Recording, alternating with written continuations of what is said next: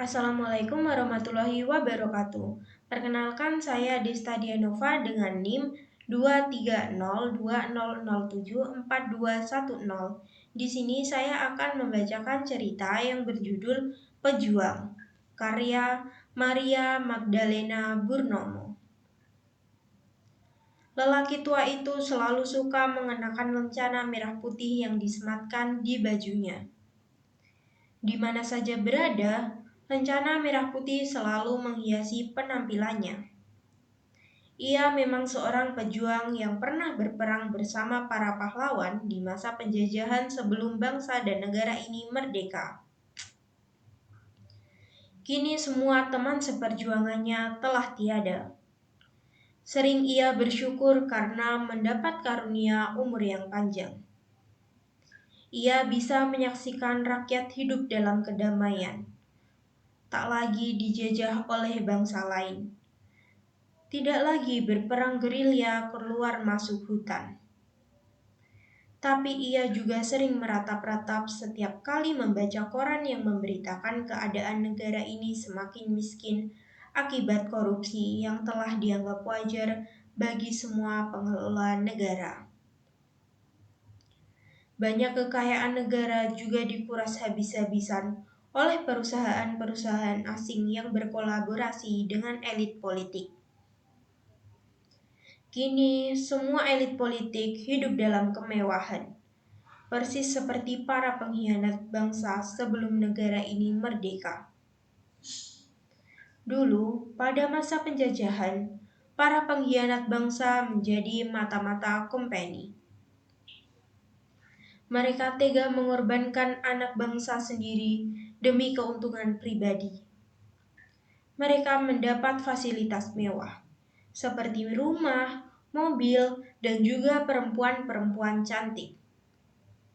Ia tiba-tiba teringat pengalamannya membantai sejumlah pengkhianat bangsa di masa penjajahan.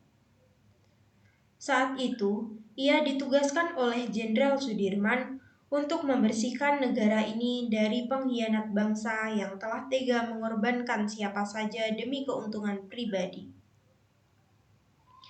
Para pengkhianat bangsa adalah musuh yang lebih berbahaya dibanding company. Mereka tak pantas hidup di negara sendiri. Kita harus menumpasnya sampai habis. Mereka tak mungkin bisa diajak berjuang karena sudah nyatanya berkhianat. Jenderal Sudirman berbisik di telinganya ketika ia ikut bergerilya di tengah hutan. Ia kemudian bergerilya ke kota-kota, menumpas kaum pengkhianat bangsa. Ia berjuang sendirian menumpas kaum pengkhianat bangsa, dengan menyamar sebagai penjual tape singkong dan air perasan tape singkong yang bisa diminum sebagai pengganti arak atau tuak. Ia mendatangi rumah-rumah kaum pengkhianat bangsa. Banyak pengkhianat bangsa yang gemar membeli air tape singkong. Dasar kaum pengkhianat, senangnya hanya mengumbar nafsu saja. Ia begitu dendam kepada kaum pengkhianat bangsa. Mereka harus ditumpas habis dengan cara apa saja. Dan ia memilih cara paling mudah tapi sangat ampuh untuk menumpas kaum pengkhianat bangsa.